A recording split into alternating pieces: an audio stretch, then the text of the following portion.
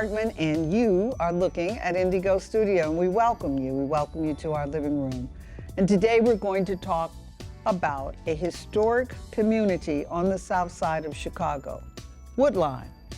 It is being defined by challenges, but most of all, it is changing, and we are going to see a new future in Woodlawn. At the heart of this transition stands the Obama Presidential Center.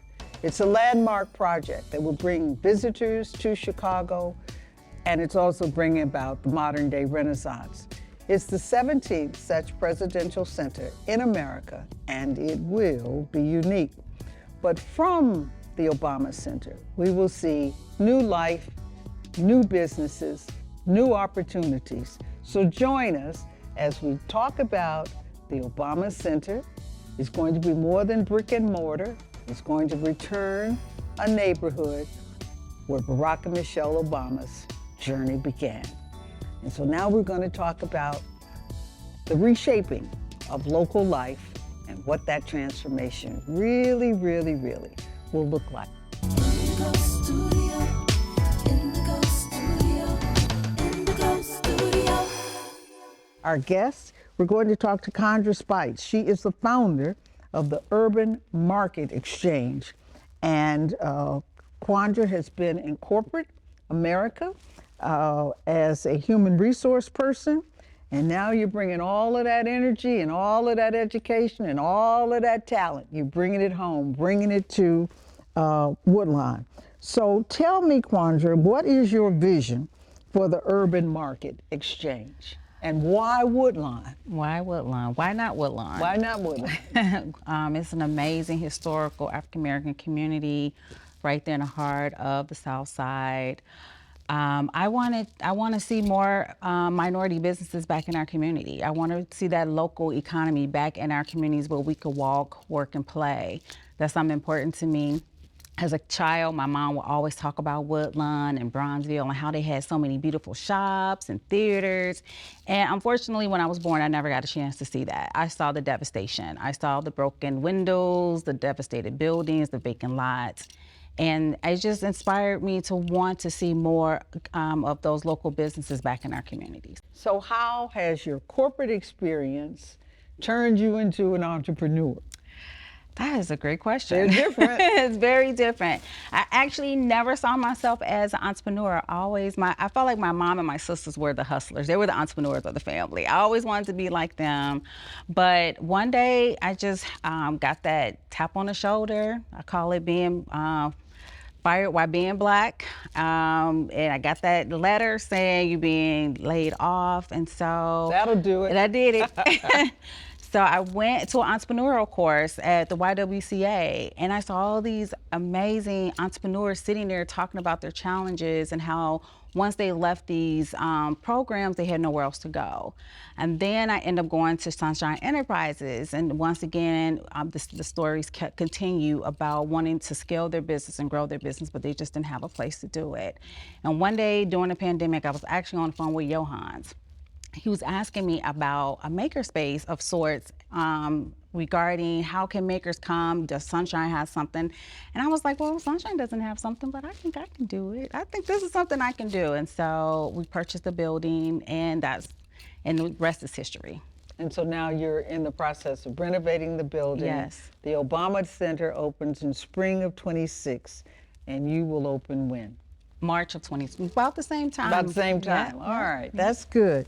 Dana, you are a fine artist. Your work is absolutely beautiful and can be found at Chicago Public Schools, Boys and Girls Club, Metropolitan Family Services, Gallery Gannard, Navy Pier, and you've been a featured artist with the Chicago Jazz Festival. Yes. So tell me why you too are going to be in the Urban Market Exchange and what that means to you, because this is important for artists to have a place.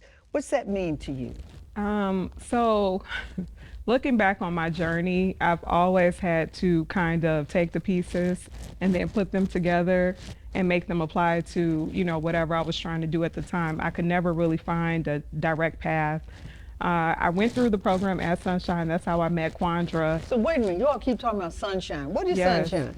So Sunshine is a non-for-profit in the Woodlawn community where we help small businesses and disadvantaged communities grow and strengthen their business. Okay, so Yes. they're looking for people who really want to go into business, right? Absolutely. Yeah.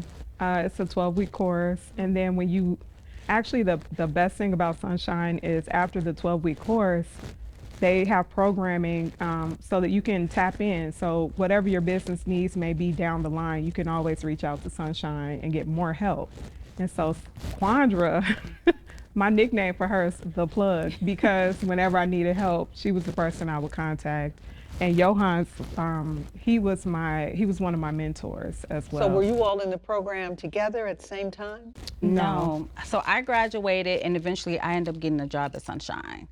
And so coming from that mindset of I know these entrepreneurs, the type of resources they need, I hit the streets and I talked to every organization I could about the resources they could bring to our entrepreneurs. And so when Dana called and she needed something, I was on it right away to give her that support.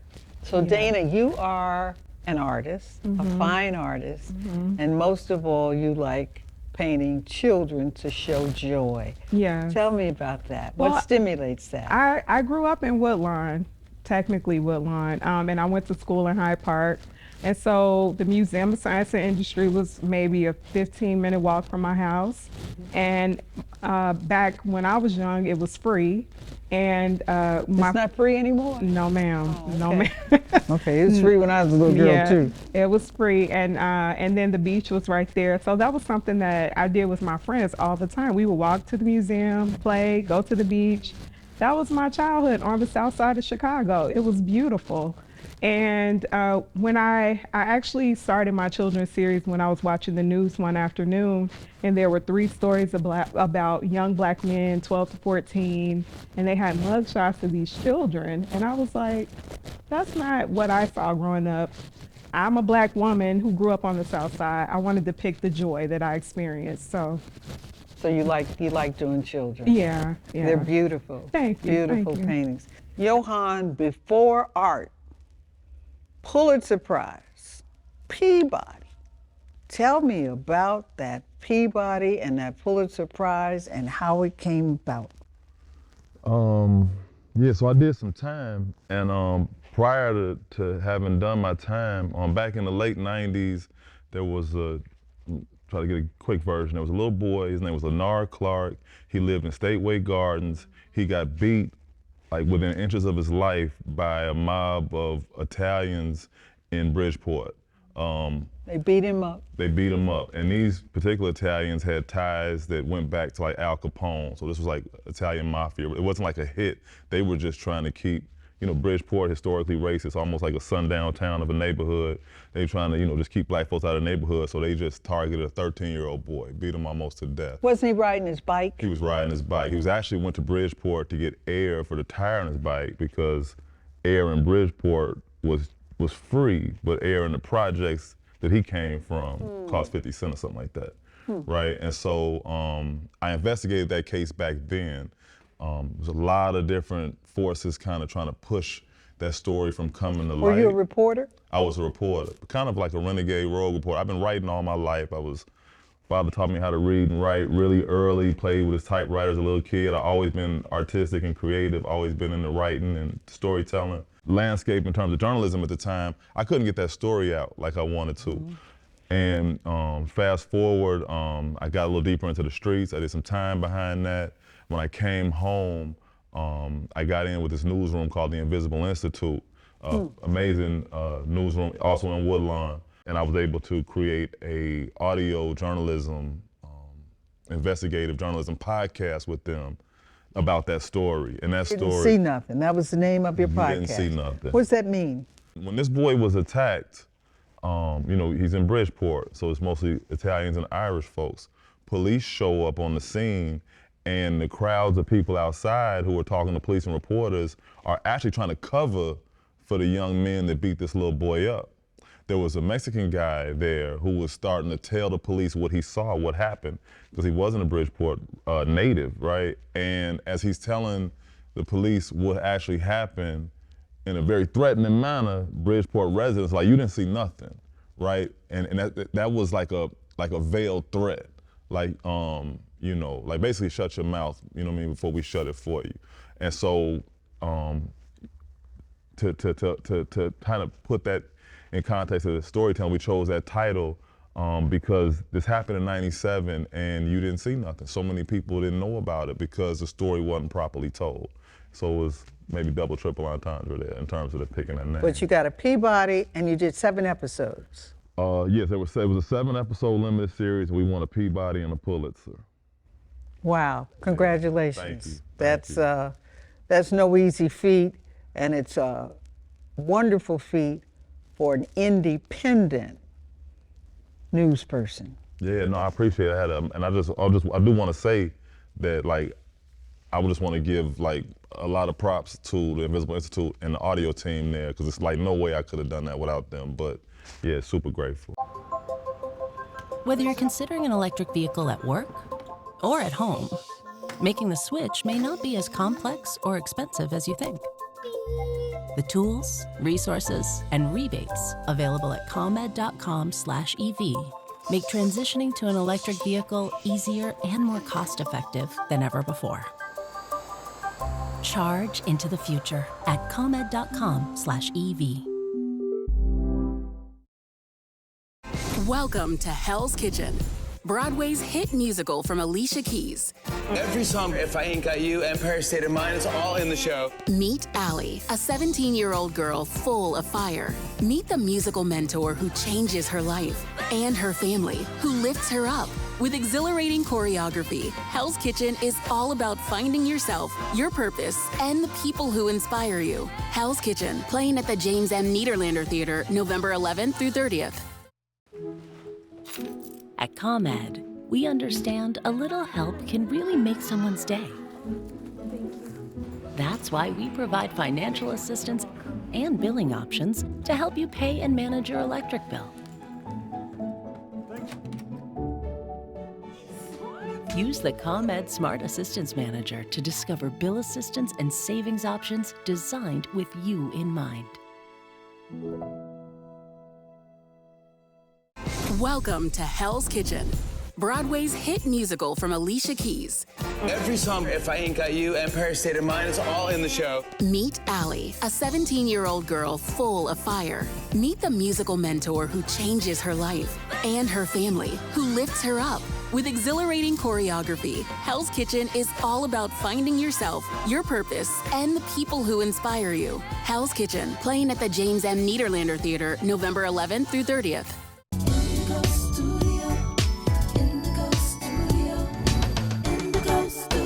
So while you were incarcerated, you learned something. Tell me what you learned. Yeah, I picked up leather work. Leather work. You're a leather artist. I am. When I was in federal prison for drug charges, and they had a hobby craft department. It was really designed for guys to just kind of, it was actually kind of a money scheme. I tell people this and they get to thinking, oh, is there, some good programming in prison for folks. That ain't really how it is. It was something for us to do, thankful for that. And there was no formal training. We kind of taught each other. We did have access to tools, right? And so guards would allow us to use the tools under supervision because you're dealing with sharp objects or whatever. So there was always a guard there to let you take tools out and guards there to take them, from you when Hobbycraft closed. In terms of learning how to do it, I just had to learn by watching other inmates who had done 10 and 20 years or whatever. So they were very skilled, but they were self-taught. There's no teacher teaching? There's no teacher. Right, so when I tell people You're just this, learning through trial and error and Exactly. self-taught and watching others do? Yep. Wow. Yeah. That's amazing. Yes, I owe a lot to the guys I was locked up with, because. So now you're doing shoes. Yeah, so now I make shoes. Purses. And bags and leather artwork. And you are original. These are bespoke things. Yes. So everything's an original work of art. Everything is an original work of art. However, I have gotten to the point where some of my more popular designs, I'm now getting them manufactured by a manufacturer who still hand makes them in Portugal. And so when I'm hand making something, it's a commissioned one of one, but I do have shoes being manufactured. Dana, how do you choose what you paint? Now, I know that the children are a specialty and an interest, but you do other things too. How do you make those decisions? So I think that's always the artist's dilemma.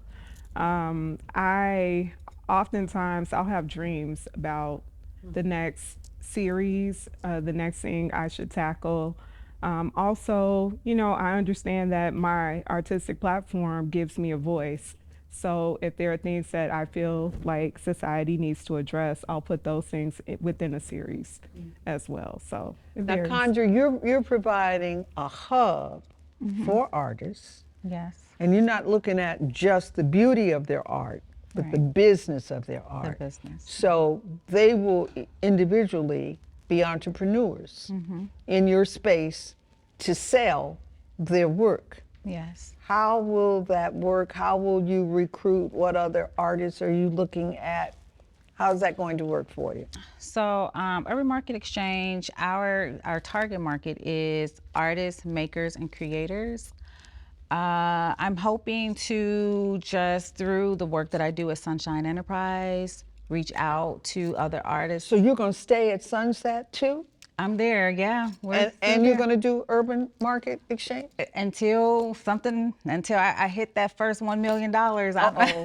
All right. Okay. You all gotta be busy so she can make that money. I definitely have help. I have worked Yohance. I've worked with him at Sunshine, and he has been an inspiration for me. Same thing with Dana and other artists. Like everything I'm wearing, majority of the stuff I'm wearing today, is made by an artist. And they could actually come and make these items at the Urban Market Exchange as well. So I'm hoping that the work that I do within the community with these entrepreneurs, they will see the value and want to sign up. So will they actually have workspace at Urban Market Exchange, or will it just be a store with retail Yeah, that's a outlet? great question. So we have private studio spaces on one side. Then we have a cafe so that the community can come in and see what the artist is doing. So we're gonna have like a glass wall between where the cafe is, and then on the other side is where the work studio will be, where the people from the community could come in, see the artist working. We're gonna have a retail pop-up store, so the things that they're making in the center, they can also sell. And in the back, it's gonna be specialty rooms. So we're gonna have a sewing machine room with specialty equipment like 3D printers, laser cutters, things of that nature. Sewing machine, podcast, and videographer room. Those are our specialty rooms. Whether you're considering an electric vehicle at work or at home, the tools, resources, and rebates available at ComEd.com/EV make transitioning to an electric vehicle easier than ever before. Welcome to Hell's Kitchen, Broadway's hit musical from Alicia Keys. Every song, If I Ain't Got You, Empire State of Mind, is all in the show. Meet Allie, a 17-year-old girl full of fire. Meet the musical mentor who changes her life and her family, who lifts her up. With exhilarating choreography, Hell's Kitchen is all about finding yourself, your purpose, and the people who inspire you. Hell's Kitchen, playing at the James M. Niederlander Theater, November 11th through 30th. At ComEd, we understand a little help can really make someone's day. That's why we provide financial assistance and billing options to help you pay and manage your electric bill. Welcome to Hell's Kitchen, Broadway's hit musical from Alicia Keys. Every song, If I Ain't Got You, Empire State of Mind, is all in the show. Meet Allie, a 17-year-old girl full of fire. Meet the musical mentor who changes her life and her family, who lifts her up. With exhilarating choreography, Hell's Kitchen is all about finding yourself, your purpose, and the people who inspire you. Hell's Kitchen, playing at the James M. Niederlander Theater, November 11th through 30th.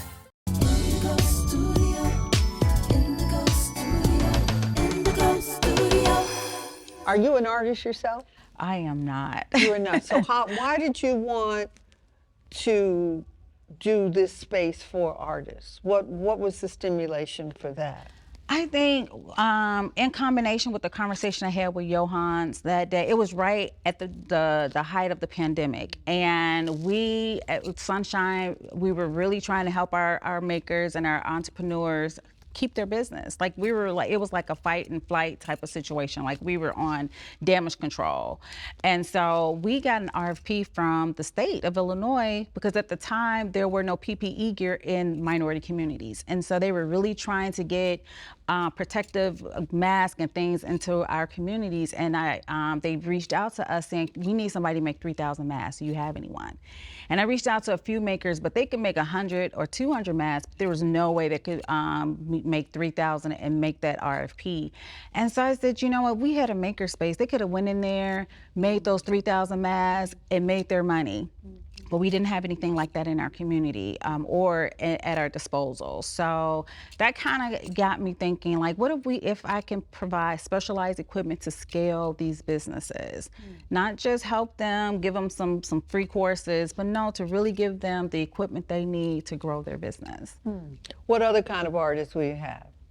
So I'm hoping artists like Dana, jewelry making. So we're gonna have a jewelry row that jewelers who like to make stuff like this is Lala wasn't here today. I wasn't able to be here today, but she made this beautiful necklace, this beautiful bracelet. People cobblers who wants to come in and make shoes, t-shirts, people who want to make t-shirts, 3D printers. We know a lot of the makers need prototypes, and we also want to work with the youth. We would love for them to come in and maybe Will you teach them? Will you have a space where young people can learn leather making, they can learn painting? Absolutely, and I'm hoping these artists will want to provide programming. That's my gift to them. Okay, now in the customer for the exchange, who is that customer? Because you're not just looking at people living in Woodlawn to be your customer. Who else is your customer? And do you think the Obama Center tourists will be attracted to Urban Market? How do you see that synergy? So I feel like the customers would be the entrepreneurs, and the goal is for them to come into the center, make their products and their services. We will have business support services there too. So we have teamed up with a non-for-profit YWCA Breed Love program that will provide the business support services for the entrepreneurs. So you will be selling your wares, your art. Will you also be teaching others, and are you excited to do that? Absolutely. I had a gallery space at Navy Pier for the last 2 years, Women's Live Artist Studio. And through that space, we did a lot of workshops and hosted the community as they came through. And so I'm looking forward to doing it on the South Side. I don't think there has ever been a space like what Quandra has created.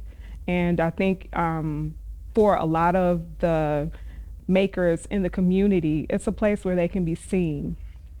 And they can see a path to truly building 7-figure businesses and talking to other artists. I lived down the street growing up, and I wish I had this type of venue when I was growing up. So I'm really excited to pour into the younger ones coming up.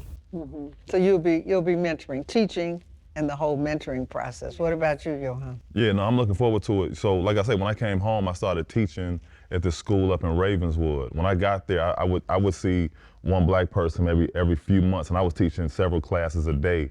After I've been there for a few years, you know, I put the word out, and they now they have like tons of black folks coming. But it's far, right? It's all the way in Ravenswood, so it's kind of far for your average South Sider, and it's expensive. It's relatively expensive, and so I'm really looking forward to providing, you know, this type of tutelage and mentorship for brothers and sisters on the South Side who either can't get all of that way or can't necessarily afford, you know, the kind of exorbitant prices that they may charge up there. I feel like what we're doing here is kind of like almost a second Chicago Black Renaissance here, right? Like I was telling my buddy on the way over here about the conversation we're gonna have today, and it made me think about like how valuable it's gonna be for artists and makers just to be making in community with each other, right? You're an artist, I'm an artist, I'm making stuff. The inspiration is bouncing off. The camaraderie. The camaraderie. The exchange. I'm watching what you building, it's inspiring, it's sparking thought. All of that is infectious, it's contagious. So we want to create a spirit there. And in terms of target, you know, I think that the community is the first target, right?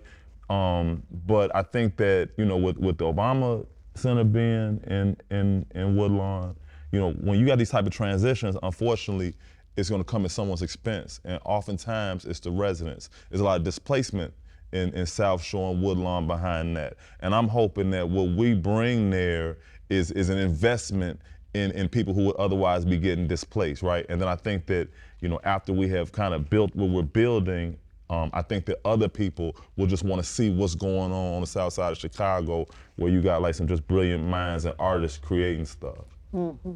You know, I'm sure you all know Studio Museum of Harlem. Is this kind of a Studio Museum of Harlem in Chicago? It could be. I like that. And in Woodlawn, that's kind of, as I hear you speaking about it and talking about it and what it will be, I think, and you know, Studio Museum of Harlem, they're building they got a new building too. So my point in the discussion is that when an institution comes into a neighborhood, the neighborhood changes. It's a renaissance, a real renaissance for the community, not to fight it, but to embrace it. But it's going to bring something new. And like you said, there's going to be some displacement, there's going to be some change, there's going to be some differences, but there's also going to be some newness. Congratulations to you all. I can't wait to see it and to be somewhat, I don't know how, but somewhat involved. Love it, love it. Thank Me you. too. Thanks for being with us, and thank you for the beautiful work that you're doing. You know what I'd like to do? I'd like to see the children. Yes. I would like to see the children get excited, but more importantly, get involved. You know, when we were over there prior to the groundbreaking, when we were just kind of, one of them times we went over there just kind of checking the space out, you know, it's still the hood, right? And so it was dudes on the block just kind of looking and. What you doing? But yeah, you know what I mean? And they curious, are you coming in our neighborhood and we don't know you? And so I started trying to introduce myself to some of the guys on the block. And my hope, like yours, is that we can work with them and or their kids, right? So they can realize, like, look, we need to protect this place because our kids and nieces and nephews are going there getting mentorship and access to some opportunity. You know what I mean? So we definitely want to become part of the community. So I got an idea for you. What's up? Another podcast. I love it. Okay, I'm up for it. From Woodlawn on art. On art. That's amazing. You like that, Yeah, huh? I do. All right. I do. The story is developing as we speak. The story's developing. The story's developing, the art's developing, and the community is developing. Thanks for being with us. I'm Hermene Hartman with NDIGO Studio, and thank you for allowing us in your living room. NDIGO Studio.